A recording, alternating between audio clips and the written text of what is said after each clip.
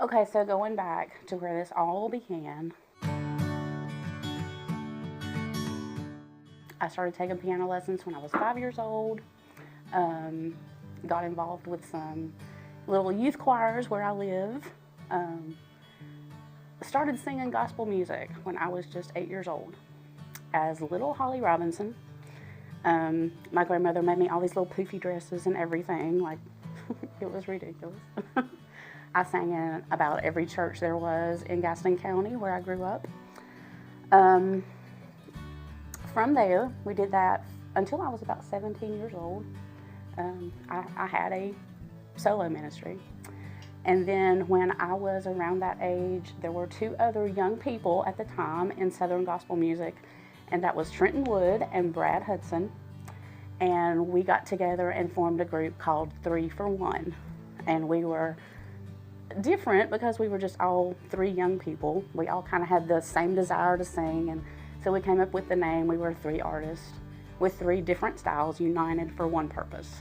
And so the name came to be. And so we did that for a lot of years. We started in 1999, and gosh, we sang on so many different concerts and met so many legendary artists, and it was such a great experience for me to be able to do that. And gosh, what ended that, Trenton, who, gosh, was like a brother to me, got in a really dark place, and he ended up taking his life. And so 3 for 1 came off the road. We just couldn't do it anymore. And, you know, I'll say this. Up until then, I was saved at a young age.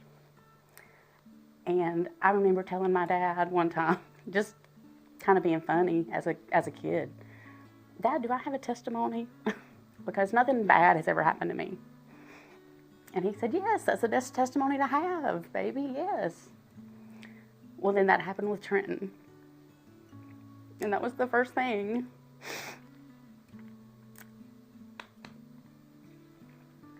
That was the first thing, really, that just shook my faith. Satan won for a while, I'm not gonna lie. He stole that joy. And he stole that song. And Stephen Robertson called me when I had got myself in an HR job, probably the most important job you could have, and wanted to know, "Why are you not singing? We need to be doing something." So we talked about it. We got together. We sang a few songs, and you know, I started testing the waters again. We went and sang at a few churches. Well, then my grandparents got sick. My grandfather had dementia, and my family moved in with my grandparents to take care of him. Well, I'll say this, not to bring up old things, but me and my ex-husband were really two completely different people that we found out during that time. And it ended up ending in a bad way. He left. It was mutual. And we had a young child. We had a 5-year-old at the time. And we decided we were just better apart. Well, around that same time, there was this guy that I had met years before in music that had been reintroduced into my life, and he wanted to make a record, because that's something else that my family does. We owned a recording studio. And so he was making his record. All this is going on, and he doesn't know. But he's had a similar thing happen. And so we developed a good friendship and got each other through a lot of that with both of our divorces that we were going through. And now I have the most supportive husband. And I know what love is. I know how it's supposed to be now. And I thank God for him.